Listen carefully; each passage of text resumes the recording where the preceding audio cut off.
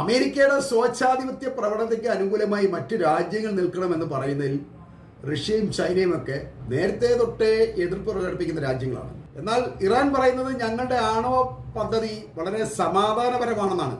എന്തൊക്കെ അവർ പറഞ്ഞിട്ടും ഇറാൻ ആണവ പദ്ധതി തയ്യാറാക്കിയാൽ ഞങ്ങൾ ആക്രമിക്കുമെന്നും ആണവ റിയാക്ടറുകൾ നശിപ്പിച്ചു കളയുമെന്നൊക്കെ ഈ അമേരിക്കയും ഇസ്രയേലും നിരന്തരമായി ഇങ്ങനെ ഇറാനെ ഭീഷണിപ്പെടുത്തിക്കൊണ്ടിരിക്കുകയാണ്. ഇറാൻ ആണവായുധങ്ങൾ സ്വന്തമാക്കുന്നത് മധ്യേഷ്യയിൽ ഇസ്രയേലിന്റെയും അമേരിക്കയുടെയും താല്പര്യങ്ങൾക്ക് ഭീഷണിയാകും എന്നുള്ള ഒറ്റ ഭയം കൊണ്ട് തന്നെയാണെന്നുള്ള വിവരം നമ്മൾ ചർച്ച ചെയ്ത് കഴിഞ്ഞു. അമേരിക്കയുടെ ഈ ഉള്ളിലിരിപ്പ് ചൈനയും റഷ്യയും ഒക്കെ മനസ്സിലാക്കിക്കൊണ്ടാണ് ഇപ്പോൾ ഇറാനൊപ്പം ഈ രാജ്യങ്ങൾ നിൽക്കുന്നത്. ഇറാൻ ഇപ്പോൾ തന്നെ 60% ഗ്രേഡ് നിലവാരത്തിലേക്ക് യുറേനിയം സമ്പുഷ്ടമാക്കിയിട്ടുണ്ട്.